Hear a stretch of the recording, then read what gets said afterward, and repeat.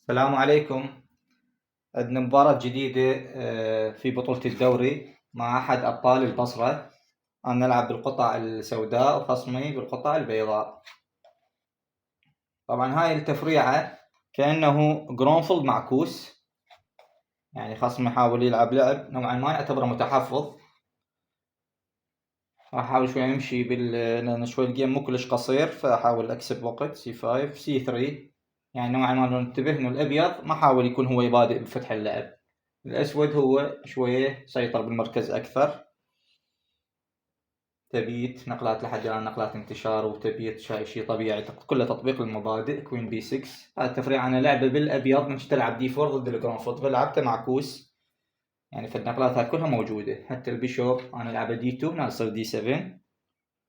نايت البي نقلات طبيعية. أخذت أنا مش شنو، لأن أنا وطلع فيلي ما تخسر نقلة ومسوق التهديد، رغم إنه يتخلى عن المركز. بس ممكن تفيد اللاعب. بيشوب اي 6 انا متفيد يكون مكان سنتر.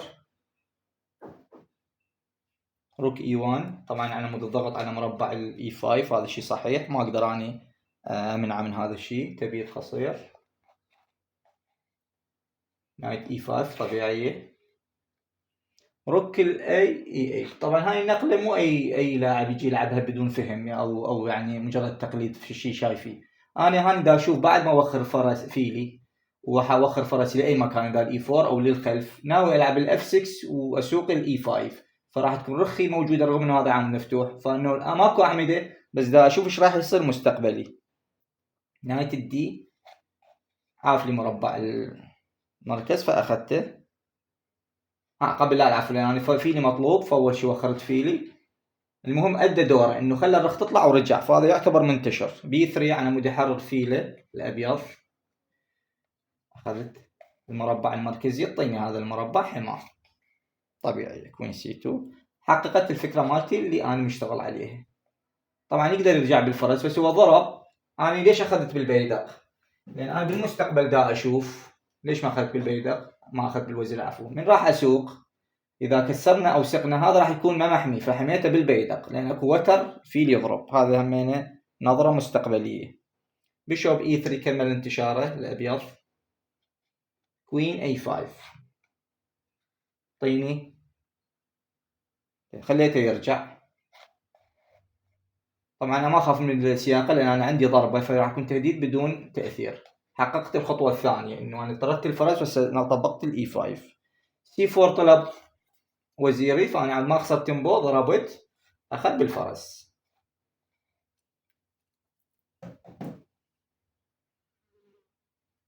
بيشوب بي 4 لان مسمر فضغطت عليه. رك الاي دي 1 عمود يبقي رخ على عمود الاي. اي 4 ليش اي 4؟ اي 4 عمود لهيت هذا الوتر، بنفس الوقت دائما انا هذا المربع احبه انه اضغط عليه، مربع الفرس المدافع. اي 3 طبعا انا اذا اخذ بالفيل يسمرني، واذا اخذ بالوزير راسا اصلا يموت في وزيري. انا اصلا اقدر ارجع بعد، فافيالتي شغالات على جناح الملك. سي 5 طبعا اذا ارجع هنا انا راح اخسر الوتر القوي، واذا ارجع هنا اخسر رجعه الوزير، فرغم قطع مبين انه في الخط الخلفي، بس لازم كلها شغالات. كوين بي 2 حمى بيدقه اللي انا اصلا ما مهتم إله. كوين بي 2 اف 5. فكرتي انه بعد افتح الاوتار والاعمده، بس انا بعد هذا انتهت، صار يشتغل على هذا والاوتار. اف 5 لعب بي 4 طلب وزيري، وانا شكرا على هاي النقله لان انا بعد وزيري ما له دور، انا بعد دوري هنا، فرجعت هذا المربع. اف 4 ليش ما اخذ بالمرور؟ لان راح يصير عنده اخذ ويصعد هنا، وفرسه قوي، يعني حتى اذا اكسر فكانت هاي التعجب. افلش البيادق، طبعا ما يقدر يلعب هاي النقله، انا راح اطلب الفرس وبعدين تهديد الرخين، واحسن شيء ياخذ، او بكل الاحوال صار تقريبا موقف قوي للاسود، لان اذا ما ياخذ انا راح اضرب. ناس صار عندي ما حاير انا ارجع بيدقي، لازم اكمل تكسير. طبعا اذا ضرب راح اخذ بالوزير وماتات، لان حتى الرخ اشتغلت. فانا وش حاول يسوي بعض اللعبات التكتيكيه. اشتغل على هذا التسمير. انا عم اخلص من المشكله، خاف يريد يضح هنا، راح تضحيه تصير ما بيها فايده. ليش؟ لان راح اخذ بالمباشره اطلب وزيره. بشوب E6 وخر من التهديد، قال لك ممكن اضحي واخذ بس بيادق مقابل القطعه. بشوب G4 طيني رفك. طبعا هم اذا تجي هاي النقله هم راح اطلب هنا هو رضى بالخساره مال القطعه. بشوب G4 وخر طيني فيلك. طبعا هنا تهديد قطعه اقوى لان انا طالب قطعه وطالب كش. F3 روك E3 عمود يخلص من التهديد على الرخ. اخذت القطعه، اخذ بالملك يمكن ياخذ. هنا انا عندي صعودي هنا بالمستقبل دا افكر بيه، بس عم امنع هذا الملك. لعبت هاي النقله هنا لازم اسيطر على H3 على مود يصير الصف الاخير كله الي.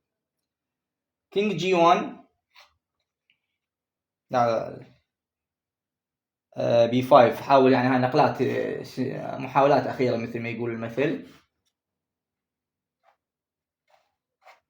كشيته هسه رجع كوين F7 طالب تهديد مات تضحية. العب هنا اول شيء بعدين هنا كش مات. فاجى لعب روك E2 E3 عند اطرد الفرس. يعني الفرس اذا يروح راح يصير عندي تضحية هنا وما يقدر ياخذ البيدق لان وزيره يموت. هنا هو لعب G4 وسلم. G4 وسلم لان صارت قطعة ثانية وبعدت موقف هجومي. وشكرا للمتابعة.